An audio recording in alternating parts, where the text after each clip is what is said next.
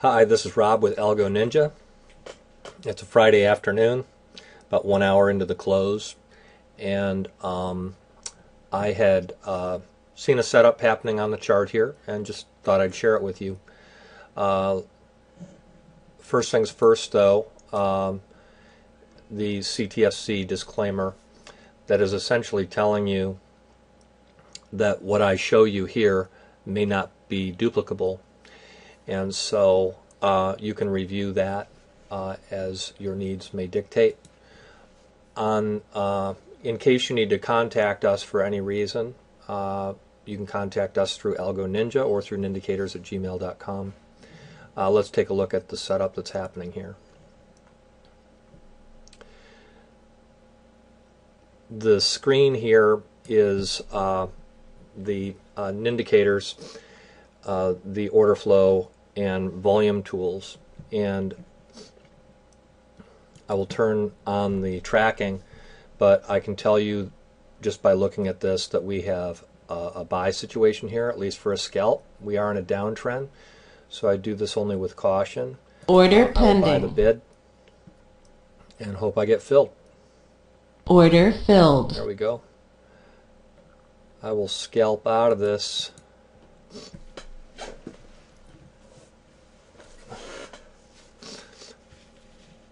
I'll take Order pending. 5 lots off.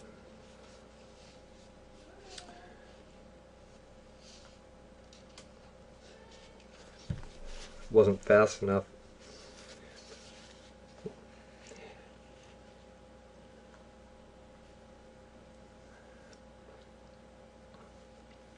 Typically I like to take some of my position off as I get into a profit and then let the others run.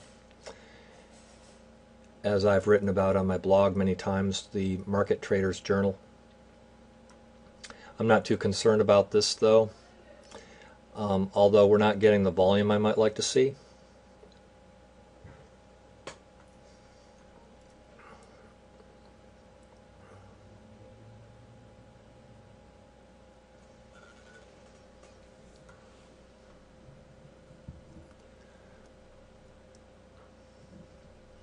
I'm getting a slightly negative volume reading, and you can see that the position tracker is going slightly negative to reflect that.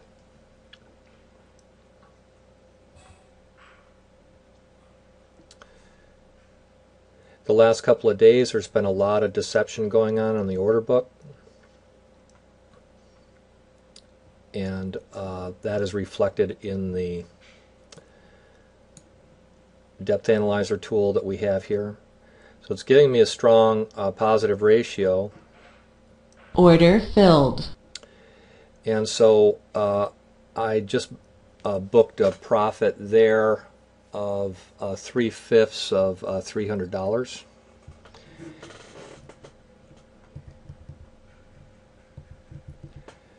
About 180 bucks.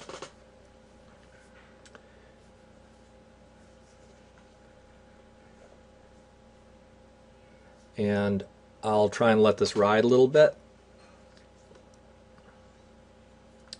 particularly if I get a bit of a volume spike. You can see over on the time and sales summarizer that I had been getting at the time that that broke higher. I'd been getting some positive volume. And what I do like to see during these trades, I'm 50 contracts net positive, but I haven't really had a lot of movement yet since I entered the trade. And so the volume is leading the price a little bit here, and that's typically what I do like to see. I may not fully recommend this for you as a beginner. Counter trending is tough, and but it also enables you to get into trade with fairly low risk parameters. So it's always a trade-off. As a trade goes more in your direction, for those who are buying into this right here at this level, they actually have higher risk because they probably need to place a stop somewhere near that low.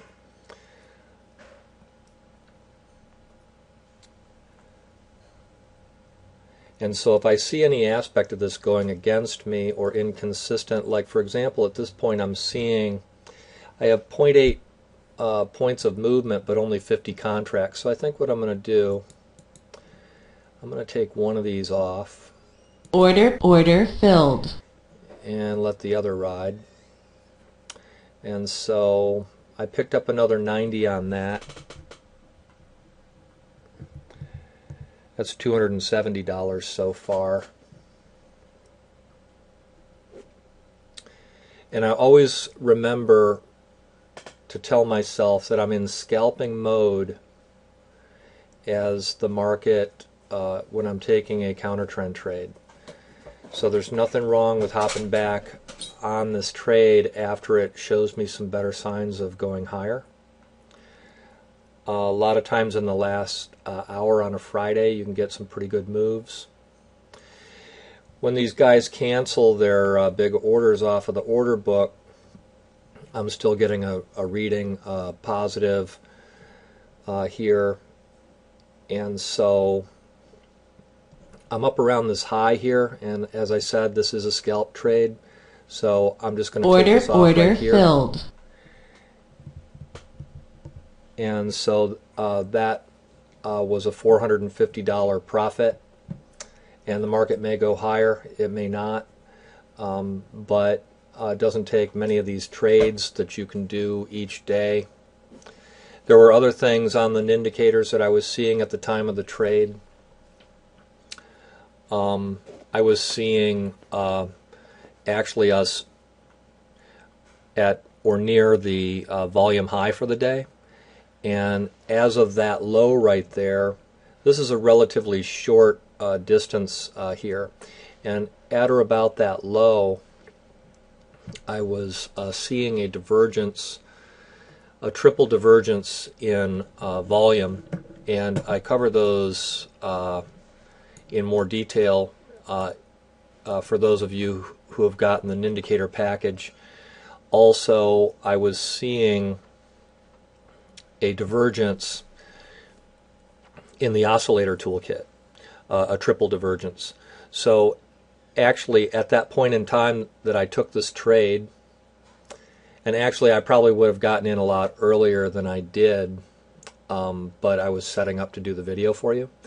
But essentially I had a triple divergence in the oscillator toolkit, and I had a triple divergence and a new volume high for the day at the time of that low.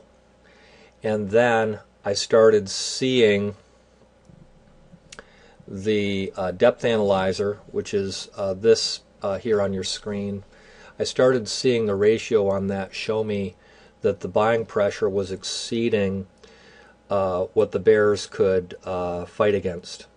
And I also started seeing some positive volume accumulation on the tracker, and I started seeing some positive volume accumulation on the time and sales. The time and sales is over here and the tracker is over here.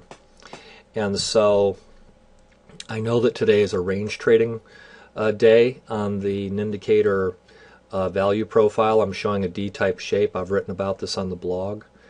And so I decided to hop in for the scalp. You can see how it's starting to sell off now that it broke this this high right here. And also you can see how the ratio started going negative as it did that. And so that would be a signal that it was time to exit the scalp if you weren't already out like I did. So that's what I wanted to share for you. I like to keep the videos to about 10 minutes. That is an example of top-down trading. I know that I'm in a range trading day. I know that I've got a triple divergence on the oscillators.